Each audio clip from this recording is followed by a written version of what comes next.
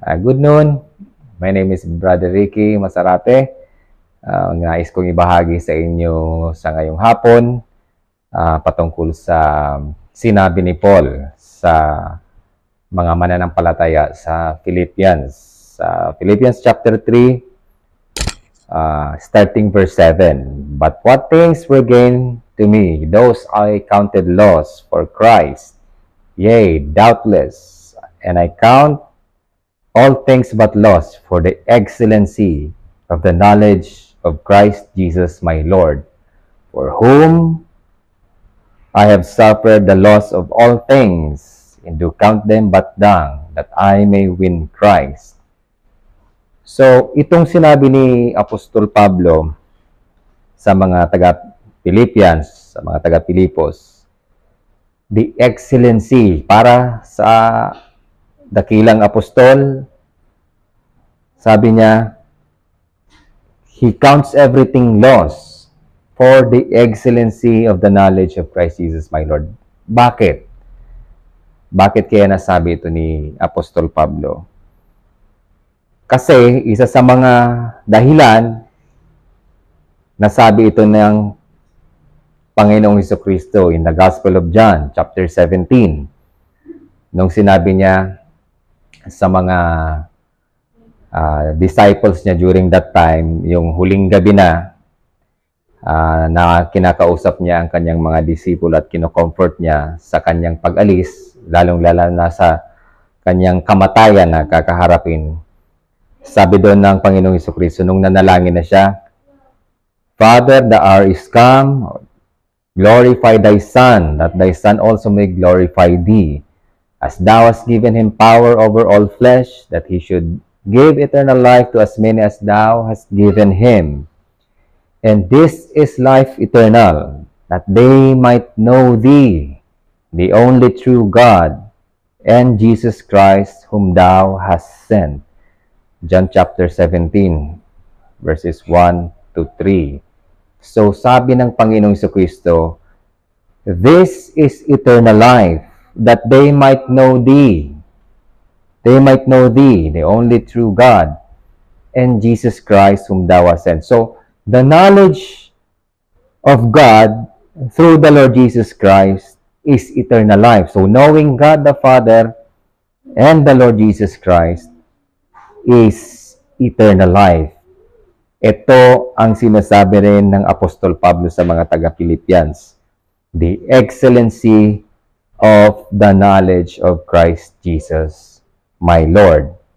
So, kung ang pagkakilala ng isang tao sa Panginoong Hesukristo at sa Diyos Amang nasa langit ay buhay na walang hanggan, lahat dapat tayo, kung gusto natin magkaroon ng buhay na walang hanggan, dapat natin kilalanin ang Panginoong Hesukristo. Wala nang ibang paraan at saan ba natin siya mas lubusang makikilala? Walang iba kundi sa kanyang salita, sa Biblia. Dito natin makikilala ang Panginoong Hesukristo. Dito rin natin malalaman kung sino ang Ama natin na nasa langit at ang mga ginawa niya para sa atin, lalong-lalo na sa kaligtasan ng isang kaluluwa ng tao. So, ito ang buhay na walang hanggan, nang makilala natin ang Panginoong Hesukristo at ang Diyos Amang nasa langit. At sa pamamagitan lamang ng banal na kasulatan na nasa Biblia, dito natin makikilala talaga ng kabuuan kung sino ang Panginoong Hesukristo at kung sino ang Ama nating nasa langit na sa kabutihan ng kanyang puso at sa kanyang pagmamahal sa sanlibutan. Sinabi niya na, For God so loved the world that He gave His only begotten Son, that whosoever believeth in Him will not perish or should not perish but have everlasting life. So, tanging ang Panginoong Hesukristo lamang ang ibinigay ng Diyos Ama para magkaroon tayo ng kaligtasan. Kung sino man ang mananampalataya sa Panginoong Hesukristo na sa pamamagitan ng gabay ng banal na Espiritu, dadalhin tayo sa Panginoong Jesucristo upang makilala natin kung sino siya sa pamamagitan ng kanyang salita at sa pag-udyok at paggabay ng banal na Espiritu para makilala natin ang Panginoong Jesucristo. At sa pamamagitan ng pagkakilala natin sa Panginoong Jesucristo, makikilala na rin natin kung sino ang Amang nasa langit. Sabi nga ng Panginoong Jesucristo sa reply niya kay Thomas nung sinabi ni Thomas sa kanya, Lord, we know not whither thou goest, and how can we know the way?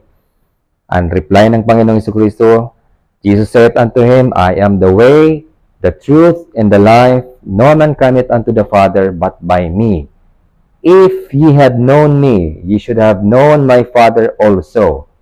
And from henceforth ye know him and have seen him. So sino man ang makakakilala sa Panginoong Jesucristo, makikilala na rin niya ang Amang nasa langit. At sabi nga ng Panginoon sa kanyang mga disipulo, from henceforth ye know him. Kilala niyo na ang Amang nasa langit. At nakita na rin niyo siya, ang Amang nasa langit. Dahil nakilala na rin nila ang Panginoong Jesucristo. Nakasama niya sa mahigit na 3 taong nagministeryo ang Panginoong Jesucristo sa Jerusalem, sa Galilea, at kasama nila itong nakikita araw-araw. So, sa pamamagitan ng pagkakilala nila sa Panginoong Jesucristo, nakilala na rin nila ang Diyos Amang nasa langit.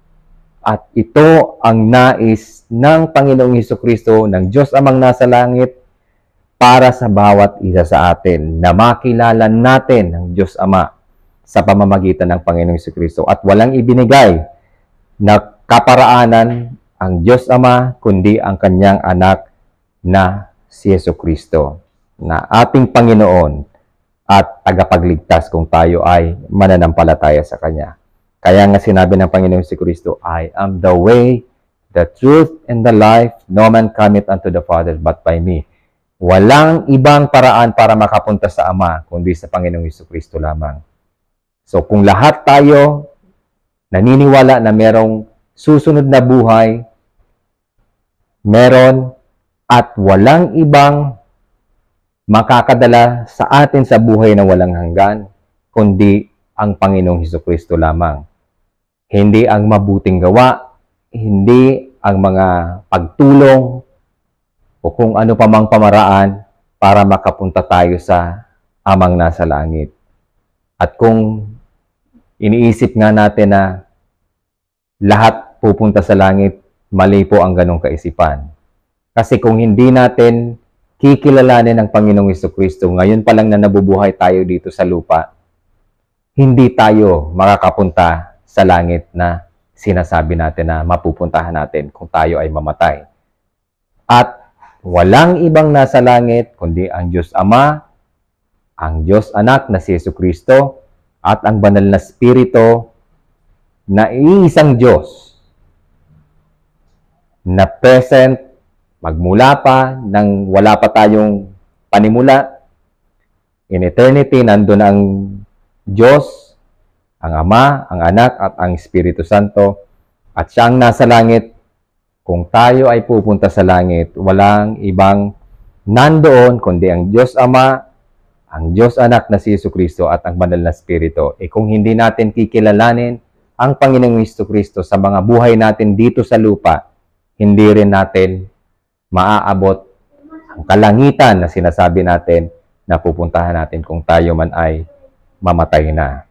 Kaya importante sa bawat isa sa atin na kilalanin natin kung sino ang Panginoong Jesucristo upang sa gayon makilala natin ang Diyos Amang nasa langit at malaman din natin ang kanyang kalooban para sa bawat isa sa atin. Nawa sa pamamagitan ng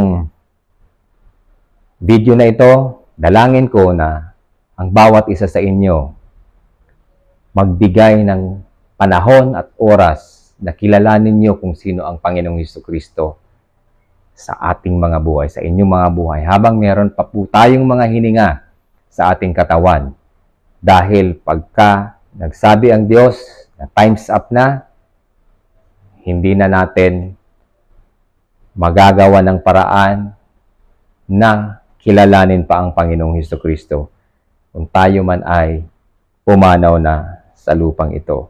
Kaya habang meron pang buhay sa inyong mga katawan, ang bawat isa sa atin ay dapat na nagsasaliksik, nagbabasa ng kanyang salita dito sa Biblia para makilala natin ang Panginoong Hesukristo.